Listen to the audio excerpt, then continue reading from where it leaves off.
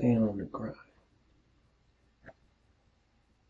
What kind of fool's willing to drive 2 hours out of town just to get 20 minutes of airtime on stage? What kind of fool is willing to allow his heart and soul to be foretold on the scrolls of a chapbook page? What kind of fool spits a sermon that he knows only a few will listen to? What kind of fool shows up to every town looking for another spoken word venue? What kind of fool puts nearly $1,000 into a project knowing that he'll barely make a profit? That kind of fool has got to be classified as an addict, because you won't find too many spoken word artists signing $1 million contracts. You won't find too many slam poets driving Bentleys or wearing $600 throwbacks. Oddly enough, some say I have a Will Smith profile. But I'm not making Will Smith money, so I stay on the grind like Colombian coffee, because honestly, a brother gets hungry. With my ribs touching, I'm dodging the proclamations of phony poetry prophets that only offer illusions. That's why I keep my pencil sharpened so I can draw my own conclusions. Abusing every open mic that I can get my hands on. Spit metaphors that stay locked on like in between your teeth popcorn. I've been so relentless as a novice that I've left some of the most experienced teachers speechless. Nearly 4 years in this game and I'm still killing leeches.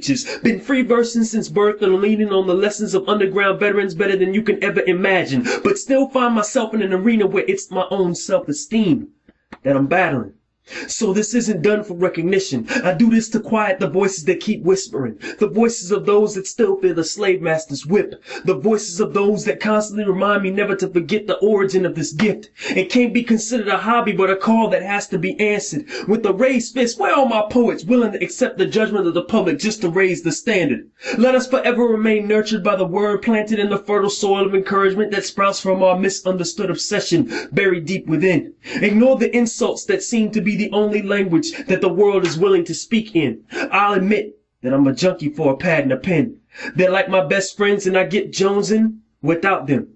I've learned to write furiously in the dark where the light doesn't shine, to give direction to the lost so they can leave their shackles behind. So if this sounds like the antics of an addict, then I'm addicted as any poet can be. And if these are the actions of a fool, then I guess that kind of fool is me.